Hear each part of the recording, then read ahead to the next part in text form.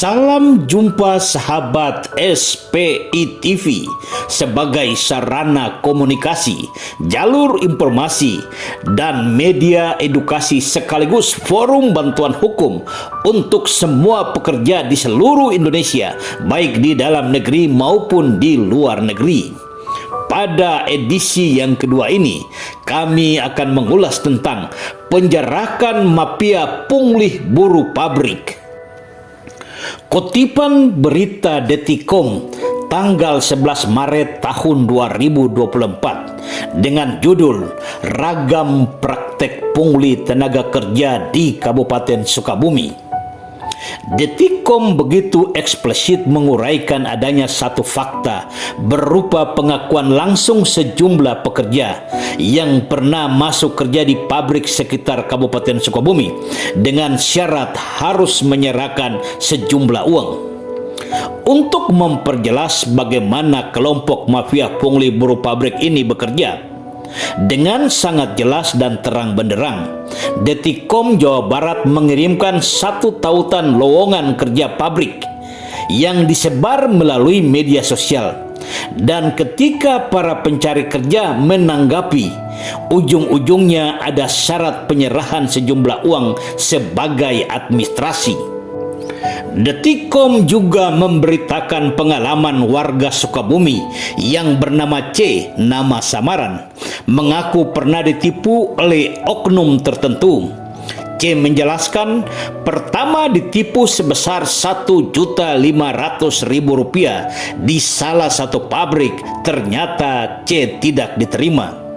Kemudian yang kedua, warga C harus membayar lagi 4 juta untuk masuk kerja di pabrik yang lain baru diterima.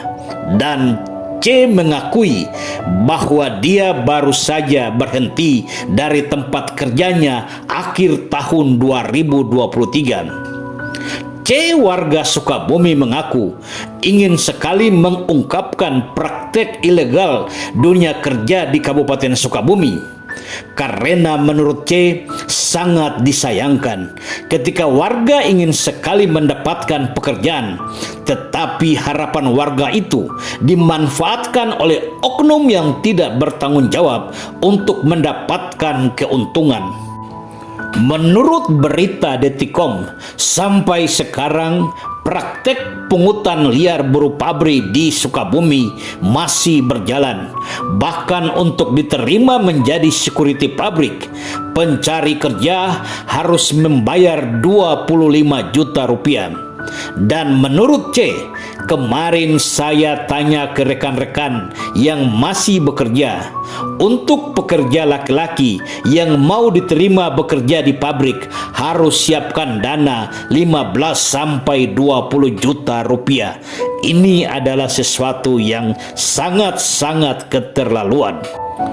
Lain lagi cerita berita CNN Indonesia Jumat 28 Oktober tahun 2022 dengan judul Cerita Buruh Pabrik Cikarang Masuk Kerja Lewat Yayasan Bayar 2 Juta. Awal pemberitaan CNN Indonesia begitu lugas menguraikan keberhasilan Menteri Investasi Republik Indonesia Bahlil Lahadalia mendongkrak perkembangan investasi padat karya di Indonesia. Berdasarkan data hingga September tahun 2022, investasi yang masuk ke Indonesia senilai 307,8 triliun atau naik 42% dibandingkan periode yang sama.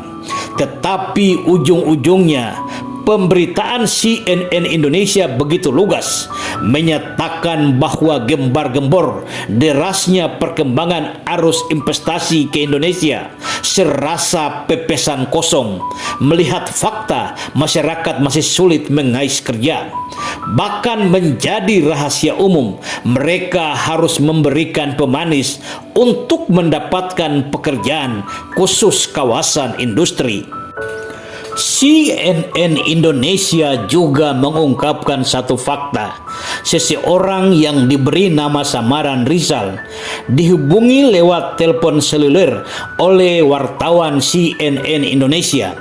Rizal menjelaskan bahwa dia bekerja di pabrik produksi onderdil motor, tepatnya di kawasan industri Cikarang. Mulanya Rizal mendapatkan informasi lowongan kerja dari teman. Kemudian Rizal memasukkan lamaran lewat yayasan, lalu wawancara tes. Setelah diterima, Rizal harus membayar 2 juta rupiah dan kemudian tekan kontrak selama 1 tahun. Menurut Rizal, setelah kontrak habis, untuk memperpanjang kontrak harus bayar lagi sebesar 800.000 rupiah. Rizal menegaskan bahwa kontrak yang ditandatangani antara Rizal selaku pekerja dengan yayasan, bukan dengan perusahaan atau pabrik tempatnya bekerja, sehingga gaji Rizal sebesar 3,3 juta rupiah ditransfer dari pabrik ke yayasan dan yayasan membagikan kepada Rizal. Rizal menambahkan selama kerja, Rizal tidak mendapatkan jaminan sosial tenaga kerja atau BPJS. Mengakhiri uraian, Rizal menjelaskan bahwa hampir 95% karyawan di kawasan industri Cikarang masuk melalui yayasan. Masih kutipan berita CNN Indonesia, Ketua Umum Federasi Serikat Buruh Persatuan Indonesia FSBPI Dian Septi membenarkan praktek calo buruh pabrik yang syarat dengan pungli. Bahkan ia menuturkan praktek tersebut terjadi sejak lama dan seolah-olah dibiarkan oleh pemerintah. Menurut Dian, praktek ini adalah korupsi di lingkungan dunia kerja yang memanfaatkan situasi rakyat dalam kesulitan ekonomi. Lebih lanjut, Dian menjelaskan, sebagian besar anggota FSBPI di Jawa Tengah juga mengalami hal seperti ini. Dan Dian menuturkan mengapa tidak ada pekerja yang melapor hal ini. Harus kita pahami bahwa mayoritas buruh atau pekerja korban pungli merasa takut untuk melapor.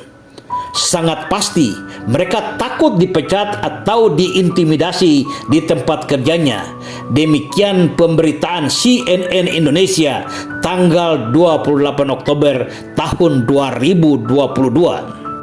Dari kedua cuplikan berita di atas dapat disimpulkan bahwa praktek-praktek pungli dengan berbagai cara dalam proses perekrutan pekerja atau buruh pabrik itu nyata adanya di depan mata kita.